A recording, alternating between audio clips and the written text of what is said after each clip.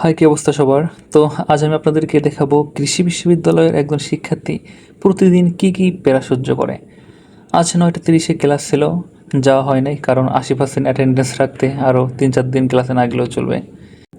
যাই হোক, ল্যাব ক্লাসে তো যাওয়া লাগবেই। তো রাত থেকেই অনেক বৃষ্টি হচ্ছিল, এদিকে সকালে কিছু খাওয়া হয় নাই, আবার কবির মামার দোকানও আজকে বন্ধ। কী আর করার। তো এই যে দেখতে পাচ্ছেন সুন্দর একটি আয়না, হল থেকে বেরোনোর সময় এটার সামনে মাস্ট দাঁড়ানো লাগবে। তো আজ আমাদের সয়েল ফিজিক্স ল্যাব ছিল। স্যার প্রথমে আমাদেরকে আজকে ল্যাব সম্পর্কে বিস্তারিত বলছিলেন, তারপর এক এক করে ল্যাবের কাজগুলো হাতে কলমে শিখিয়ে দিচ্ছিলেন। আজ আমাদের লাস্ট ল্যাব ক্লাস ছিল, তো সবার মনই একটু খারাপ। যাই হোক, ল্যাব শেষ করে এখন দুপুরের খাবার খাইতে যাচ্ছে।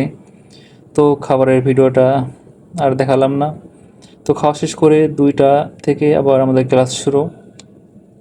ক্লাস অলরেডি শুরু হয়ে গেছে। আমরা যারা ব্যাক বেঞ্চে আছি তারা তো পিছনে বসে একসাথে সব কাজ করি, যেমন ধরেন স্যারের লেকচার শোনা, বন্ধুদের সাথে আড্ডা দেওয়া, নোটবুক লেখা ইত্যাদি ইত্যাদি।